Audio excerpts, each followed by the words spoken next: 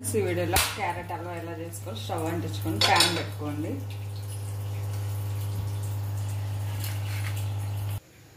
Pan అయితే heat అయ్యింది. ఒక స్పూన్ నెయ్యి వేసుకోండి.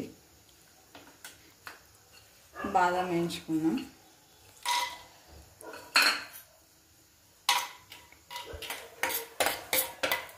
ఫ్రై చేసుకున్నాం. బాదం తీసేసుకున్నామండి.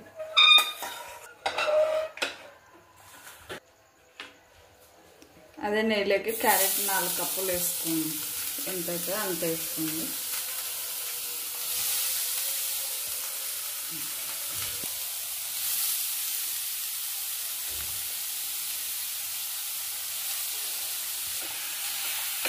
కలుపుకోండి.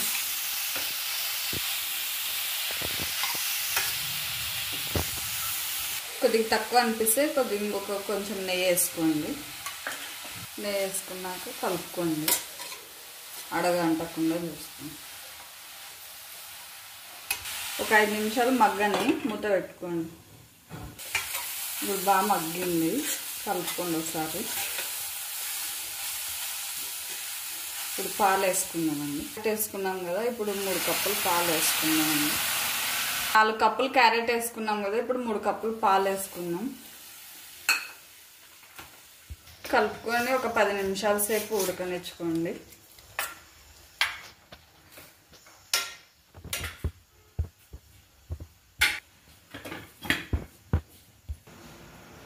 ఇప్పుడు తీసి చూద్దామండి. మూత ఇంకొంచెం దగ్గరకు కానివ్వండి. దగ్గరకు అయింది.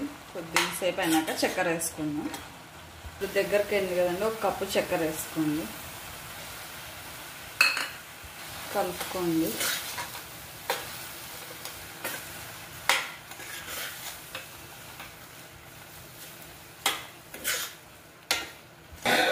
కలుపుకున్న తర్వాత కొద్దిసేపు మగ్గనివ్వండి.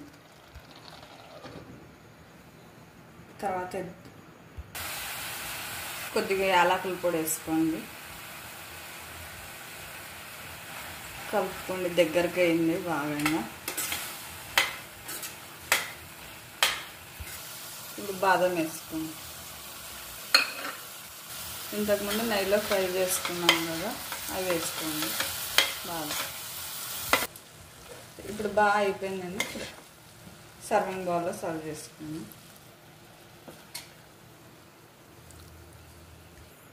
టేస్ట్ చూద్దామండి. చాలా అంటే చాలా బాగా వచ్చింది క్యారెట్ హల్వా.